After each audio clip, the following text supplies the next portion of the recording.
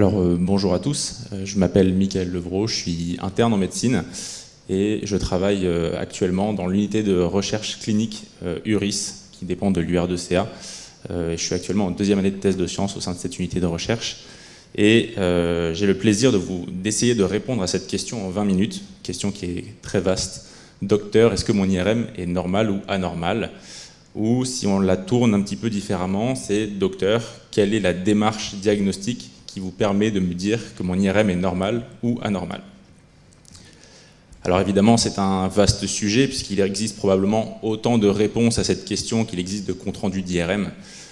Et en 20 minutes, ça paraît assez difficile de balayer tout le sujet. Ce qu'il faut comprendre, c'est que lorsqu'on passe une IRM cérébrale, on passe en fait plusieurs séries d'images que l'on va appeler séquences, qui durent de quelques secondes à quelques minutes et qui, lorsqu'on les met bout à bout, nous permet de nous donner un renseignement sur la structure cérébrale et la morphologie cérébrale et notamment certaines anomalies. Ça veut dire qu'on va avoir certaines anomalies que l'on voit sur des séries d'images et que l'on ne verra pas sur d'autres. Et comme vous le voyez, ce sont des séquences différentes d'une même IRM cérébrale chez un même malade et on s'aperçoit que sur les séquences FLAIR et T2, on va avoir certaines anomalies radiologiques que l'on appelle hypersignaux de la substance blanche dans ce cas précis, que l'on ne voit pas forcément sur toutes les séquences d'IRM. Et donc ça vous montre le champ des possibles sur le nombre d'anomalies cérébrales que l'on peut identifier et donc le nombre de réponses à la question que l'on peut apporter. Finalement, on va essayer de restreindre un petit peu ce sujet en se focalisant sur une anomalie particulière qu'on va appeler les hypersignaux de la substance blanche. Alors, pourquoi est-ce que j'ai choisi ce type d'anomalie radiologique? Alors tout d'abord, pour deux raisons. Tout d'abord, c'est un motif de consultation et d'expertise neurologique qui est fréquent au sein des consultations de neurologie au CHU de Nice et au sein de l'unité de recherche clinique. On voit des patients au quotidien qui présentent ce type d'anomalie. Et qu'est-ce que c'est que les hypersignaux de la substance blanche? Ce sont ces lésions que vous voyez au niveau de la substance blanche cérébrale. C'est des espèces de taches blanches. Et les premières questions qui sont posées lorsque l'on rend un diagnostic, ou en tout cas un compte-rendu d'IRM qui montre ce type d'anomalie, les patients vont nous poser ces trois questions. Est-ce que cet IRM est anormal ou forcément anormal? Est-ce que ces lésions sont le témoin d'une maladie neurologique qui est évolutive? Et si oui, quelle en est sa gravité? Alors, c'est un petit peu difficile de répondre à toutes ces questions. En tout cas, ce qui est sûr, c'est que d'identifier ce type de lésion n'est pas normal sur une IRM cérébrale. Est-ce que maintenant, ça veut forcément dire qu'on a une maladie neurologique évolutive? La réponse à cette question est très difficile, puisqu'il y a un grand champ de pathologies qui peuvent se manifester par ce type de lésion à l'IRM cérébrale, et la gravité qui en découle est forcément inhérente au diagnostic qui va être posé. Alors, à titre d'exemple, vous avez 6 patients, 6 IRM cérébrales avec la même séquence, et chez tous ces patients-là, vous avez ces fameuses lésions au niveau de la substance blanche. Alors, sur les 3 patientes du haut, ce sont des femmes jeunes d'une vingtaine, trentaine d'années qui présentent toutes les 3 des lésions plus ou moins grosses au niveau de la substance blanche cérébrale. Et chez les patients, les 3 hommes d'en dessous, qui sont un peu plus âgés, aux alentours de 50-60 ans, vous vous rendez compte qu'eux aussi présentent des anomalies de substance blanche. Alors, le radiologue dira que, évidemment, ces anomalies ne sont pas toutes identiques, et on veut bien le comprendre, ne serait-ce que par leur taille ou leur localisation, mais pour un œil qui n'est pas aguerri, on pourrait se dire que ces 6 patients ont la même pathologie. Vous me voyez venir, évidemment, chacun de ces patients a sa propre pathologie, et il est important d'avoir des outils qui nous permettent de différencier les différents diagnostics qui sont en tout cas sur cette diapositive. Et vous voyez surtout que finalement, tous les patients n'ont pas de maladie neurologique évolutive. Par exemple, le patient, l'homme de 52 ans en bas à gauche, se voit diagnostiquer une hypertension artérielle. Et en fait, l'hypertension artérielle va fragiliser les vaisseaux et peut donner ces lésions de la substance blanche. Et donc le traitement de ce patient-là ne sera pas à destinée neurologique, mais bien cardiovasculaire. La patiente en haut à gauche, quant à elle, a une migraine qui est effectivement une affection neurologique, mais qui n'est pas forcément évolutive, ou en tout cas pas inflammatoire, et on est dans un champ qui est complètement différent d'une maladie inflammatoire évolutive qu'il faudrait traiter par des thérapeutiques bien spécifiques. Et là, les 4 autres patients ont, quant à eux, des maladies inflammatoires neurologiques, ou en tout cas des affections inflammatoires neurologiques, avant de parler de maladies, et qui ont chacune leur pronostic et leur thérapeutique. Donc vous voyez qu'on est dans une situation qui peut être complexe, et la question c'est comment est-ce que l'on peut faire un diagnostic le plus correct possible quand on a ce type d'anomalie radiologique.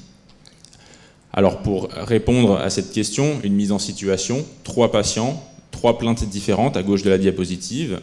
Un premier patient qui se plaint de maux de tête qui font évoquer des migraines.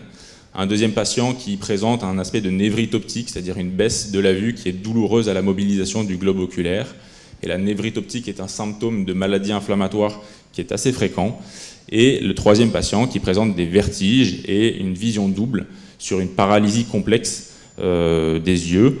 Et sur l'IRM, ces 3 patients ont la même IRM et qui montrent que, alors je n'ai pas la petite affiche, mais je ne sais pas si vous voyez, on a une petite lésion ici blanche au niveau de la bandelette longitudinale postérieure et qui, d'un point de vue anatomique, doit nous faire évoquer un tableau de paralysie oculométrique complexe, et donc c'est le patient numéro 3. Donc on se retrouve dans des situations bien différentes. La première patiente a des symptômes qui ne sont pas du tout évocateurs d'une maladie inflammatoire, et pour autant on retrouve à l'IRM des lésions de la substance blanche qui nous font évoquer une maladie inflammatoire, et cette dichotomie entre la clinique et la radiologie est bien spécifique, on appelle ça un incidentalome. La deuxième patiente, le deuxième patient a une symptomatologie évocateur de maladie inflammatoire, mais pour autant son IRM ne nous oriente pas et nous montre une seconde localisation de la maladie, c'est-à-dire que la plainte de la patiente n'est pas expliquée par l'anomalie radiologique. Et donc là, on introduit la notion de dissémination temporelle, c'est-à-dire qu'on a une maladie inflammatoire qui va affecter différentes régions neurologiques. Et le troisième patient, lui, a une symptomatologie évocatrice d'une maladie inflammatoire qui est parfaitement expliquée par l'anomalie radiologique mise en évidence. Et donc, à partir de ces situations, il faut répondre à la question comment est-ce que l'on fait pour évoquer une maladie inflammatoire chez ces patients et par quels moyens? Alors, le premier moyen, on va revenir à la base. Un patient qui bénéficie d'une IRM cérébrale, il en bénéficie parce qu'il a une plainte initialement ou des symptômes.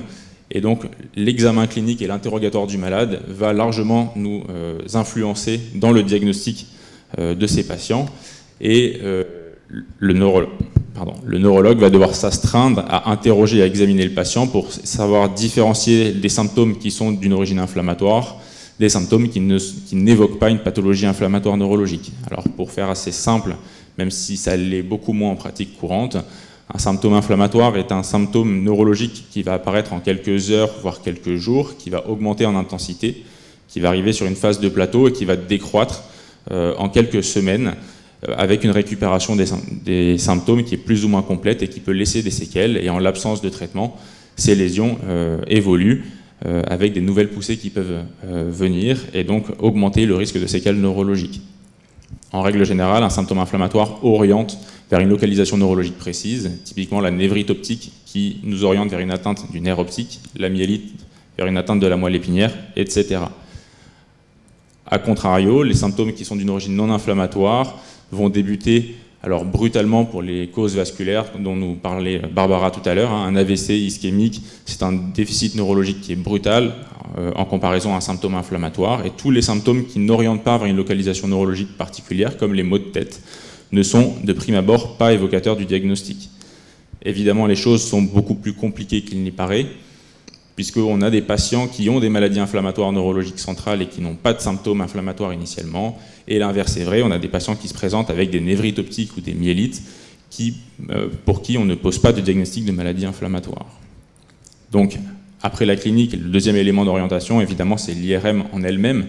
Est-ce que l'analyse de ces signaux peut nous orienter vers une origine inflammatoire ou non inflammatoire? La réponse est oui, et il y a des critères qui sont mis en place, qui sont très simplifiés, on s'entend, et la taille des lésions, donc des lésions de grande taille, des localisations bien particulières, et on va revenir, ou des associations à des localisations bien spécifiques, donc l'atteinte de la moelle épinière en fait partie, donc un patient chez qui on va suspecter une maladie inflammatoire du système nerveux central doit bénéficier en complément de l'IRM cérébral d'une IRM médulaire.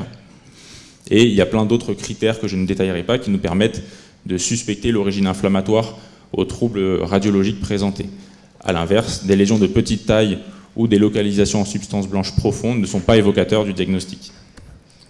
Encore une fois, les choses sont assez complexes puisqu'on a beaucoup d'éléments qui interagissent et on peut retrouver des lésions de grande taille chez des patients qui n'ont pas de maladie inflammatoire, et l'inverse est vrai également. lorsque l'on parle de localisation des lésions, et là on fait un focus sur une maladie inflammatoire qui est probablement la maladie inflammatoire la plus fréquente au niveau du système nerveux central, qui est la sclérose en plaques, et on a des dispositions particulières au niveau périventriculaire. Alors périventriculaire, ça veut dire quoi? Ça veut dire que les lésions blanches viennent toucher les ventricules. Les ventricules, c'est ces espèces de poches d'eau que vous voyez au niveau du cerveau en noir. Vous avez une deuxième localisation qui est évocatrice, c'est la localisation juxtacorticale, lorsque cette lésion blanche vient toucher le cortex et donc le bord du cerveau.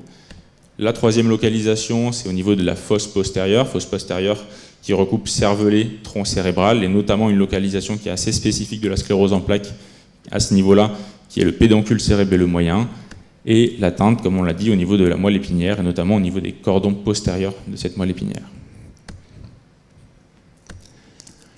Donc une fois qu'on a fait le point entre l'expertise clinique avec l'interrogatoire, l'examen physique, et qu'on a fait une analyse précise de l'IRM, on peut se retrouver dans plusieurs situations. La première situation où on est plutôt rassuré et rassurant envers le patient, où on a une symptomatologie qui n'est pas évocatrice de maladies neurologiques évolutives, on a des hypersignaux de la substance blanche qui eux aussi ne sont pas évocateurs d'une maladie neurologique évolutive, et encore plus si on a deux IRM distantes qui ne montrent pas d'évolution de ces lésions, on peut raisonnablement dire au patient qu'il n'a pas de pathologie évolutive et donc le rassurer. Dans les autres situations, c'est là où c'est un petit peu compliqué. Est-ce qu'on est face à une maladie qui est évolutive, qu'elle soit inflammatoire ou non inflammatoire?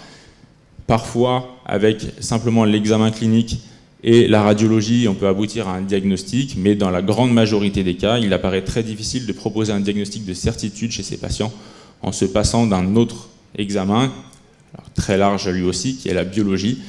Et en termes de biologie, qu'est-ce qu'on va proposer de manière systématique aux patients? Deux choses, une prise de sang et une ponction lombaire. Alors, la prise de sang a pour but de rechercher s'il n'y a pas une maladie générale qui toucherait le cerveau, donc une maladie générale à tropisme neurologique. Donc le but, c'est d'aller rechercher des critères pour une inflammation systémique, une infection généralisée ou la présence d'auto-anticorps qui nous orienterait vers une pathologie de type MOGAD, donc une maladie associée au spectre des anticorps anti-MOG ou des anticorps anti-AQP4. Et la ponction lombaire, pourquoi est-ce qu'on l'a fait de manière assez systématique? Pour la simple et bonne raison que c'est le seul outil biologique qui nous permette de nous renseigner sur comment va fonctionner le cerveau de manière indirecte, ou en tout cas les méninges. Et on sait que dans certaines pathologies, on ne va pas avoir la même expression de cellules immunitaires d'une maladie inflammatoire à une autre, et la ponction lombaire est d'une aide précieuse en pratique courante. Il arrive parfois que malgré la réalisation de la prise de sang, de la ponction lombaire, de l'IRM et l'interrogatoire du patient, on ne puisse pas aboutir à un diagnostic de certitude. Et alors là, on rentre dans d'autres examens beaucoup plus orientés, à la fois par la clinique, l'imagerie et les résultats de la ponction lombaire et de la prise de sang. Et on peut envoyer le patient chez l'ophtalmo, réaliser des biopsies de n'importe quel organe malade découvert sur un scanner extraneurologique réalisé, ou tout examen qui est jugé nécessaire par le neurologue qui prend en charge le patient en fonction des résultats préliminaires. Et donc finalement, si on veut résumer comment est-ce qu'on peut répondre à la question est-ce que mon IRM est normal, eh ben, on ne peut pas se cantonner simplement au résultat d'un examen complémentaire, et il faut faire rentrer une triade, qu'on appelle ce que j'avais appelé une triade diagnostique, à la fois la clinique, la clinique, qui est l'adage du neurologue. Le neurologue va examiner le malade, va l'interroger, va lui prescrire des examens complémentaires. L'IRM cérébral, et là on fait intervenir le radiologue, qui va interpréter de manière fine les anomalies de substances blanches. Et enfin la biologie, où du coup on fait intervenir quelqu'un d'autre, qui est le biologiste. Et vous voyez que la prise en charge diagnostique de ces hypersignaux de la substance blanche est assez complexe et doit faire intervenir plusieurs intervenants entre neurologue, radiologue et biologiste. Évidemment, la clinique est la porte d'entrée dans la pathologie, mais j'attire votre attention sur un cas de figure qu'on a vu préalablement, qui est cette situation-là où on a une discordance entre le résultat de la clinique et le résultat de l'imagerie, avec notamment des patients qui se plaignent de symptômes qui n'évoquent pas des maladies inflammatoires et qui, pour le coup, ont l'identification d'hypersignaux qui ont toutes les caractéristiques d'une maladie inflammatoire. Et donc si on pose la question au radiologue, le radiologue répondra « ce patient a une maladie inflammatoire » et si on pose la question au neurologue, le neurologue nous dira le contraire. C'est une situation qui est un petit peu complexe et finalement on va développer ça. Ah, pardon, redémarrer. Et finalement, on va se retrouver dans une situation où on a des patients qui ont une imagerie typique. Donc là, vous voyez chez cette patiente en l'occurrence des lésions de la substance blanche qui sont de grande taille, avec des localisations qui sont typiques de maladies inflammatoires. Et la question que l'on peut se poser, puisque cette patiente n'est pas malade, elle n'a pas de symptômes, est-ce qu'elle a un risque de rentrer dans une maladie de type sclérose en plaques si on la suit dans le temps? La réponse est très dépendante de l'interprétation initiale de l'IRM. Ça, c'est la première chose, c'est-à-dire que tous les patients qui ont des lésions de la substance blanche ne rentrent pas du tout dans ce cas de figure-là, d'où l'importance d'avoir des radiologues qui ont l'habitude de voir ce type d'image-là. Et si effectivement l'IRM est assez évocatrice de sclérose en plaques, alors même que le patient n'a pas de symptômes, eh bien oui, la réponse est oui. Il y a un risque de développer une authentique maladie de type sclérose en plaques. C'est une situation qu'on appelle le syndrome radiologique isolé, avec des facteurs de risque chez ces patients-là pour rentrer dans la maladie, donc, qui sont les suivants. Donc l'âge jeune, la présence de lésions de la substance blanche au niveau de la fosse postérieure ou au niveau de la moelle épinière, et ça renforce l'idée de réaliser une IRM médulaire, donc de la moelle épinière chez les patients qui ont des maladies évocateurs des hypersignaux évocateurs de maladies inflammatoires au niveau cérébral, et la présence de bandes oligoclonales, qui est un biomarqueur d'activité immunitaire au niveau de la ponction lombaire. Et d'un point de vue pronostic, finalement, on retrouve les trois mêmes trépieds que l'on a au niveau diagnostic, à savoir la clinique, la radiologie et la biologie. Alors, au CHU de Nice, et notamment au niveau de l'équipe de recherche URIS, on s'intéresse à plusieurs axes de recherche pour étayer le diagnostic de ces patients qui ont des hypersignaux de la substance blanche. Donc je ne reviendrai pas sur le développement des outils digitaux qui a fait l'objet de la discussion de Michael Cohen tout à l'heure. Sur le plan radiologique, on a des séquences qui sont dédiées, qui nous permettent d'affiner nos diagnostics. Alors sur l'IRM de moelle épinière d'en haut, vous voyez sur l'image de gauche une IRM que l'on fait classiquement en soins courants, et à droite une séquence que l'on appelle le PSIR. Et vous voyez bien que sur l'imagerie de droite, les lésions qui apparaissent en noir sont beaucoup plus nettes que les lésions que l'on a sur la gauche. Et en dessous, sur l'IRM de cerveau, on voit que l'on a ces deux séquences d'IRM avec une séquence de susceptibilité magnétique qui nous permet de visualiser les petites veines au niveau cérébral. Et on s'est aperçu que lorsque l'on avait des lésions blanches qui étaient associées à un diagnostic de sclérose en plaques, et bien toutes ces lésions étaient en aspect de grain de café, comme vous pouvez le voir, c'est-à-dire qu'ils sont traversés au centre par une petite veine. Et sur le plan biologie, alors ça c'est un peu plus ma partie, moi je m'intéresse beaucoup à la biologie dans les maladies inflammatoires qui touchent le cerveau et la moelle épinière, et donc on a la possibilité grâce au biobanking, c'est-à-dire que chaque patient qui vient pour un bilan d'hypersignal de la substance blanche, on lui demande son consentement de prélever quelques gouttes de sang et de LCR supplémentaires que l'on va pouvoir biobanquer pour pouvoir derrière utiliser ces échantillons pour faire des dosages de nouveaux outils qui nous paraissent importants à la fois pour la prise en charge diagnostique et pour la prise en charge thérapeutique de ces patients. Je vous remercie pour votre attention.